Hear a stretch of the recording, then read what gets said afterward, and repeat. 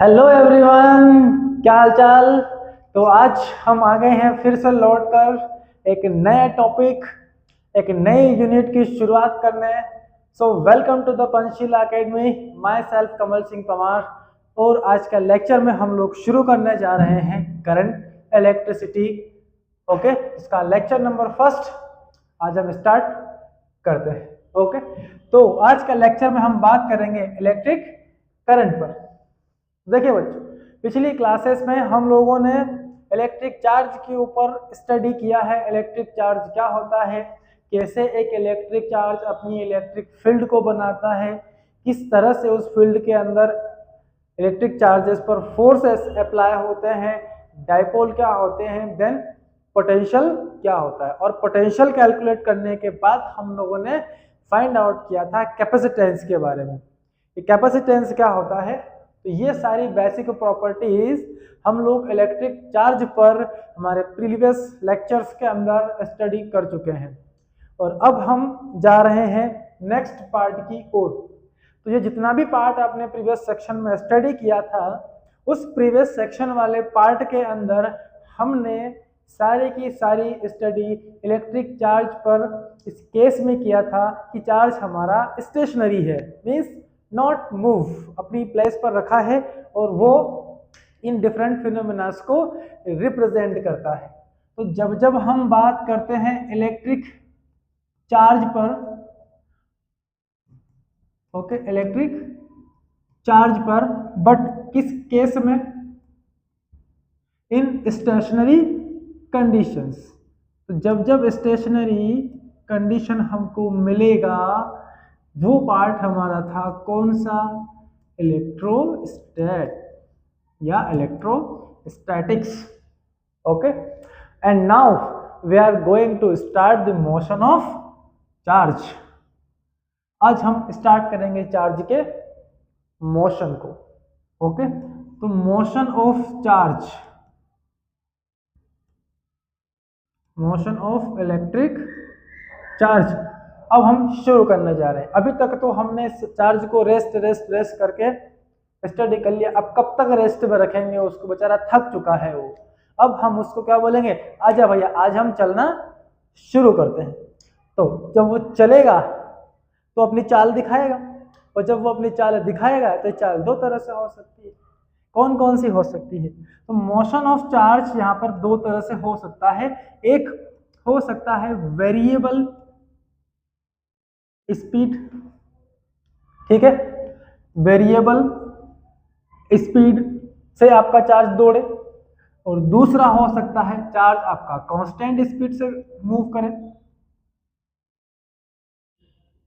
Constant, लिख जा भैया, कांस्टेंट स्पीड या वेलोसिटी।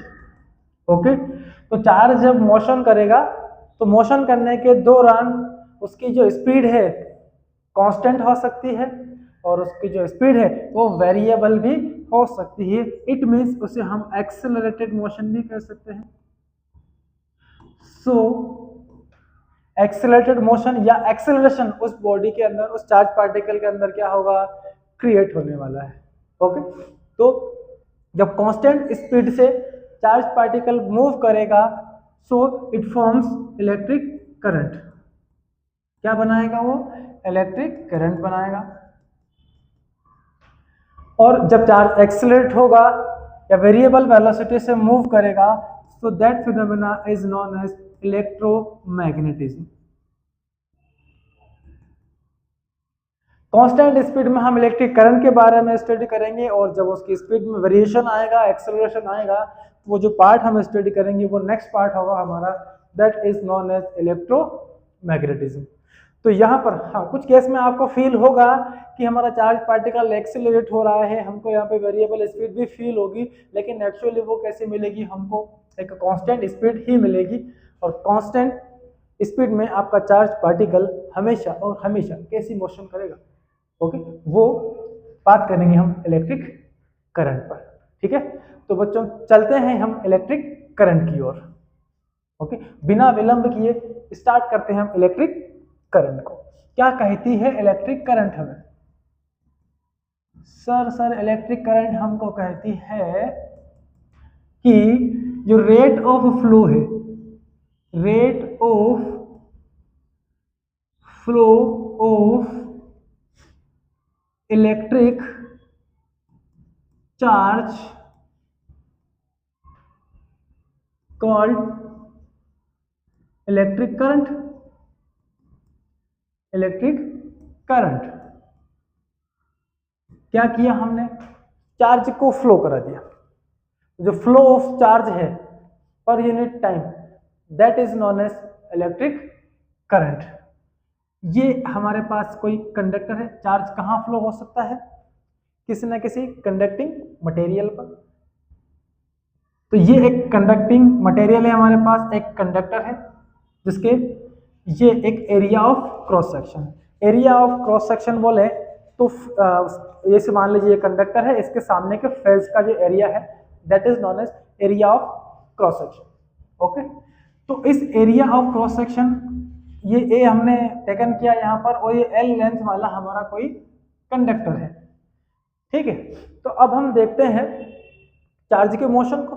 तो हम क्या करवा रहे हैं, चार्ज के मोशन। तो हम इस कंडक्टर के किसी एक पर्टिकुलर एरिया को पकड़कर बैठ जाते हैं। ये छोटा सा हमने मान लीजिए एक एरिया ऑफ सेक्शन इसके अंदर हमने यहाँ से निकाल लिया, और यहाँ बैठकर हम देख रहे हैं कि यहाँ से कुछ चार्ज दौड़कर भागकर कहाँ जा रहे हैं, इस कंडक्टर में इस तरफ दौड़ते हुए जा रहे हैं। हम यहाँ बैठे हैं टाइम नोट कर रहे हैं डेल टी।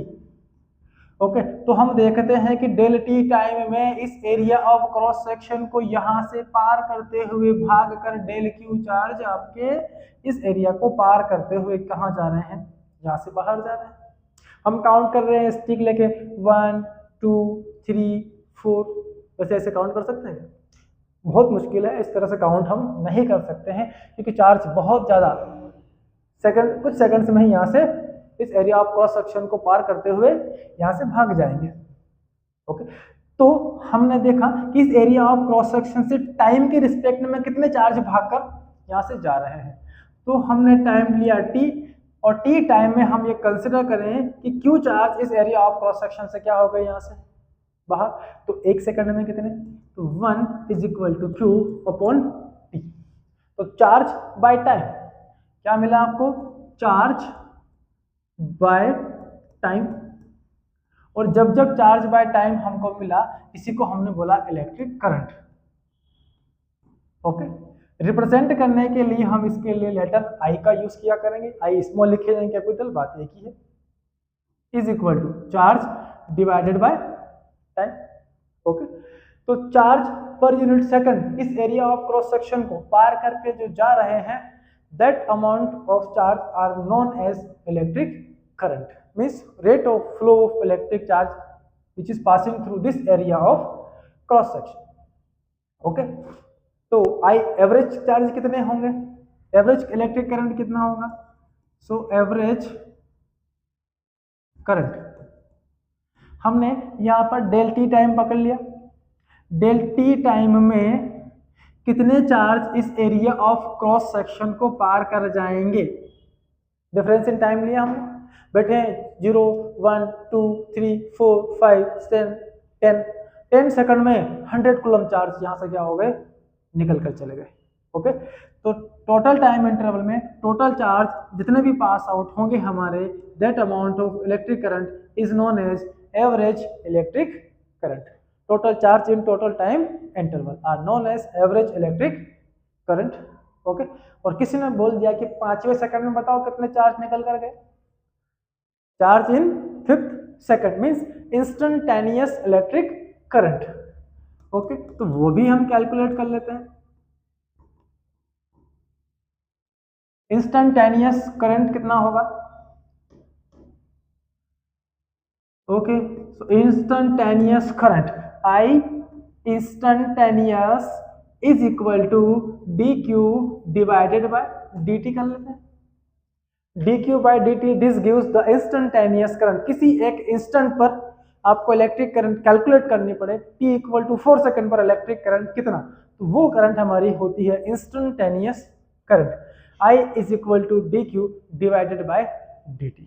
ओके, तो ये बात हो गई हमारी इलेक्ट्रिक करंट के बारे में। अब इलेक्ट्रिक करंट जब जब किसी सर्किट के अंदर फ्लो होगी हमेशा एक साइक्लिक फॉर्म में फ्लो होगी। जैसे आपकी साइकिल का चेन, अगर साइकिल का चेन का एक कड़ी आगे निकल के जा रहा है तो वही घूमते हुए वापस आपके सर्किट में फिर से पहुंचेगा। ओके, तो इस तरह से ही हमारा इलेक्ट्रिक चार्ज का भी क्या होता है, यहाँ पर साइक्लिक फॉर्म में मोशन होता है। सर्किट कंप्लीट होगा तो इलेक्ट्रिक करंट फ्लो होगी, सर्किट अगर इनकम्प्लीट होगा मींस चेन अगर टूट गई तो आप क्या ही साइकिल चलाएंगे। तो वैसे ही हमारी इलेक्ट्रिक करंट भी है, इसे भी आप विदाउट साइक्लिक फॉर्म करंट को फ्लो कभी भी नहीं करवा सकते हैं। चलिए बच्चों, अब बात हो गई इलेक्ट्रिक करंट पर हमारी, तो ये हमारी एक फंडामेंटल क्वांटिटी है। ओके, जो हम क्लास 11th में भी इसको स्टडी कर चुके हैं। अब इस क्वांटिटी के लिए मुझे मेजरमेंट करने के लिए क्या चाहिए भैया, यूनिट चाहिए।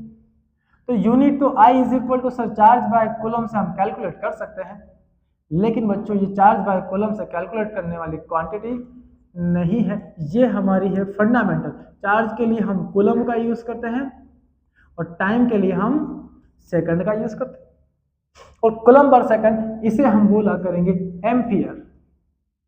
ओके, क्योंकि ये हमारे 7 फंडामेंटल क्वांटिटी में से एक है इलेक्ट्रिक करंट, तो इसको हमने फंडामेंटल यूनिट किससे, एम्पियर से मेजरमेंट करना है।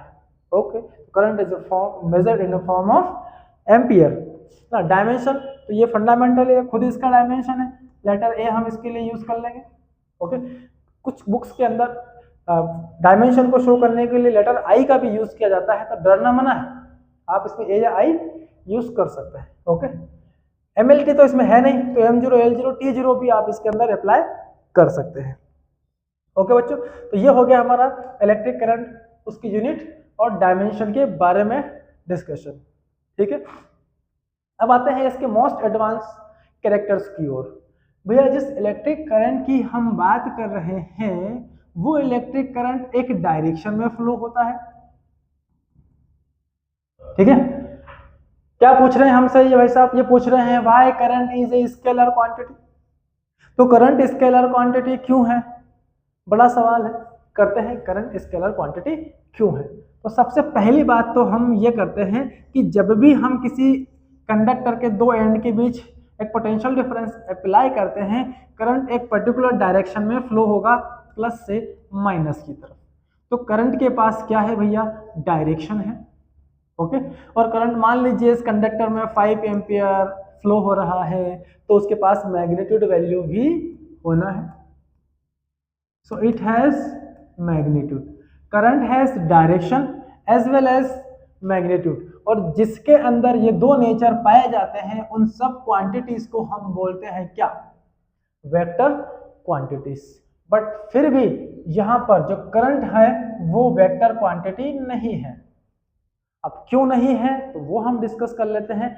जनरली तो क्या होता है, जहां जहां डायरेक्शन आती है, मैग्नीट्यूड आता है, उस हर क्वांटिटी को हम क्या कह सकते हैं, उस हर क्वांटिटी को हम बोल सकते हैं वो वेक्टर क्वांटिटी होगी। But current is not a vector quantity.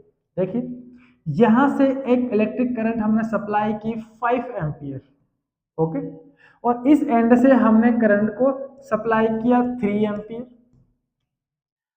यहां पर एक वायर हमने कनेक्ट किया हुआ है और यहां पर हम करंट की कैलकुलेशन करते हैं। ओके, तो जब हम यहां पर करंट की कैलकुलेशन करते हैं तो हमें करंट कितना मिलता है, पता है आपको कितना मिलेगा, बताओ कोई। यहां पर करंट मिलेगा 5, यहां से दौड़कर आया 3, यहां से दौड़ के आया, टोटल आपको मिला यहां पर 8 एम्पियर इलेक्ट्रिक करंट।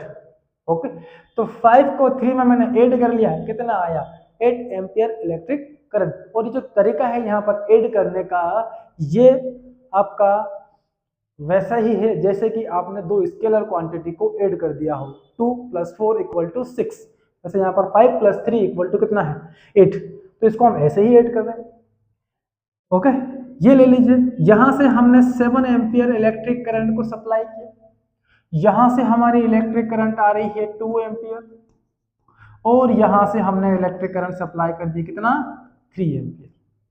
अब बताओ इस रास्ते में कितना इलेक्ट्रिक करंट मिलेगा।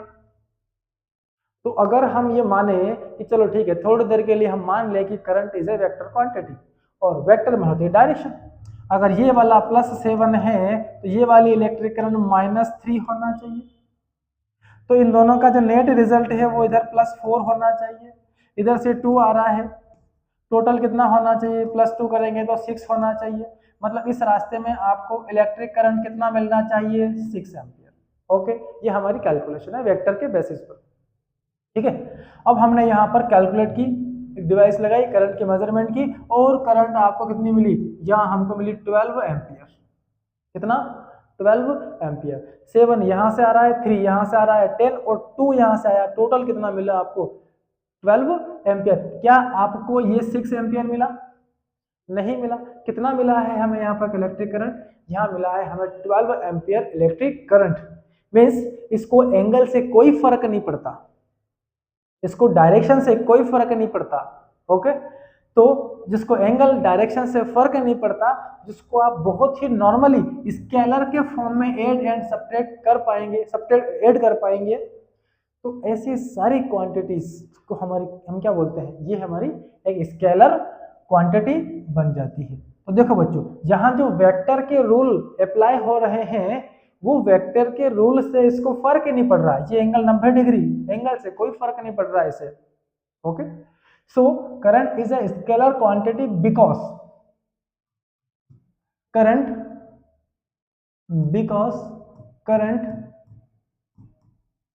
does not follow the law of vector addition.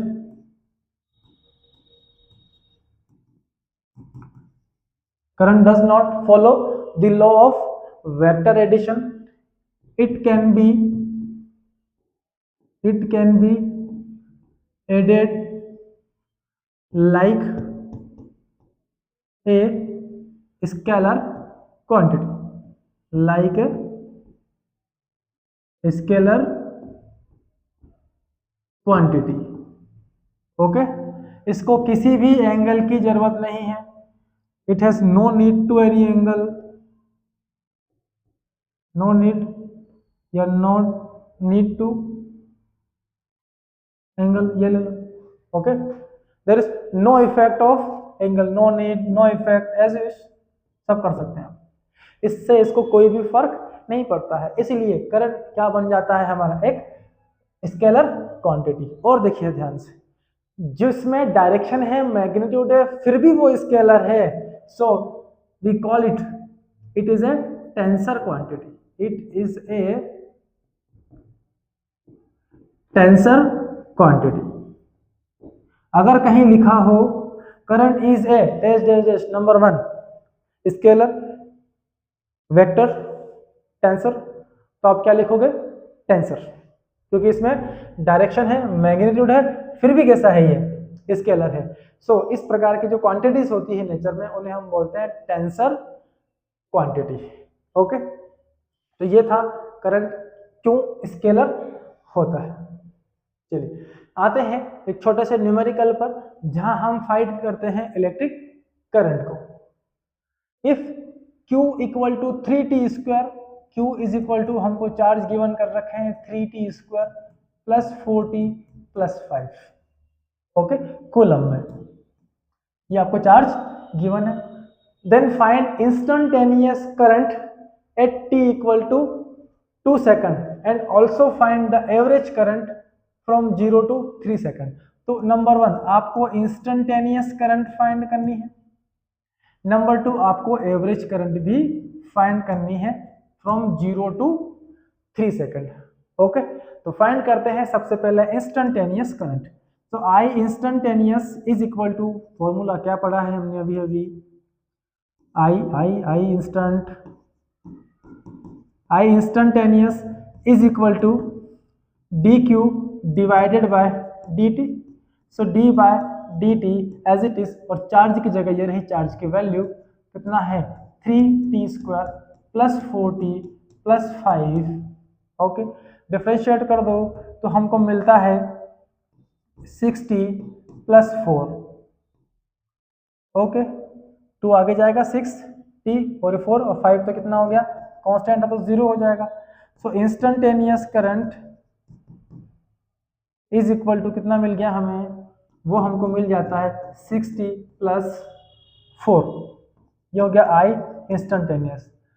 अगर यही time t equal to 2 second पे पूछ रहे हैं तो t इज इक्वल टू आप क्या पुट कर देंगे 2। आई इंस्टेंटेनियस इक्वल टू कितना मिला 60 + 4, t की जगह क्या रख दिया आप 2। So I instantaneous current is equal to 6 into 2 + 4 is equal to 12 + 4 कितने हो गए 16 ampere.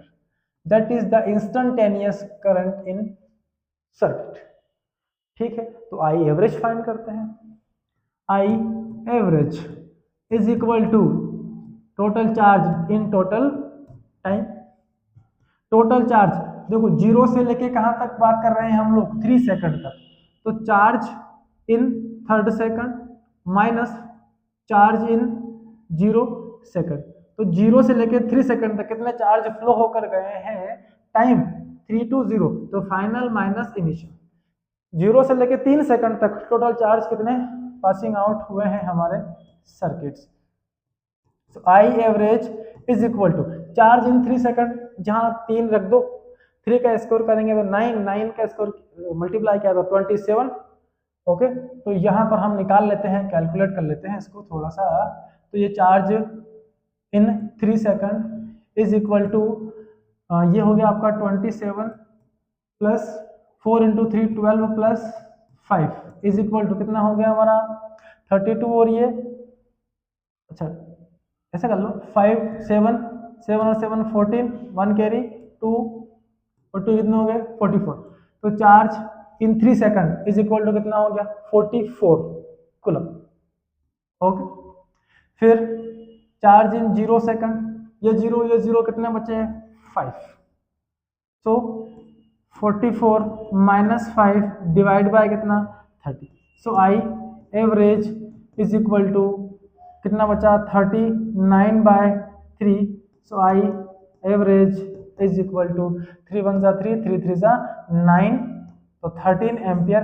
That is the average electric current in circuit. Okay, चलिए तो आते हैं नेक्स्ट क्वेश्चन की ओर। अगला है I is equal to current का वैल्यू आपको गिवन है 2t² + 3 ampere. Then find charge Q flow through across a section between 0 to 4 second. 0 से 4 सेकंड में कितने चार्ज फ्लो हो रहे हैं वो हमें कैलकुलेट करना है। And also find the number of electron, means number of electron n भी अपने को फाइंड करने हैं और चार्ज की क्वांटिटी भी हमें फाइंड करनी है। दो काम हमें करने हैं 0 से लेके 4 सेकंड के बीच। अब आपको करंट का वैल्यू गिवन है I इज इक्वल टू ये हो जाता है dq डिवाइडेड बाय dt। 0 से लेके 4 तक टोटल चार्ज कितने गए, टोटल के लिए हमको जाना पड़ेगा इंटीग्रेशन पर। यहाँ देखो आप I is equal to dq divided by dt। So dq is equal to क्या मिल गया I dt, और I के अंदर t इंक्लूड है, I कांस्टेंट नहीं है यहाँ पर, I t के ऊपर डिपेंड करता है। यहाँ पे डेरिवेटिव में कौन है t, तो I की प्लेस पर वैल्यू पुट करते हैं। तो 2t² + 3 × dt। ओके, इंटीग्रेट कर दो, हमको तो चार्ज फाइंड करना, इधर इंटीग्रेट किया इधर इंटीग्रेट किया, इधर बचे हमारे पास q, और यहाँ पर टाइम कहाँ से 0 से लेके 4 सेकंड का टोटल। देखो 0 में चार्ज 0 होंगे, अब टाइम कितना हो जाएगा 4 सेकंड, तो चार्ज कुछ हो गए होंगे, क्यू मान लेते हैं। तो फिनिश किया तो ओनली क्यू बचेगा, लिमिट भी रखोगे तो q - 0 = q मिल जाएगा। और यहाँ इंटीग्रेशन को सॉल्व करते हैं तो ये हमको मिलता है 2t³ / 3, पावर में +1 करके डिवाइड करना पड़ेगा, + 3t, और limit 0 to 4। So q is equal to यहाँ पर 2/3 पहले अपर लिमिट पुट करते हैं, 4³ + 3 × 4 माइनस फिर लोअर लिमिट पुट करेंगे तो 2/3 × 0³ + 3 × 0।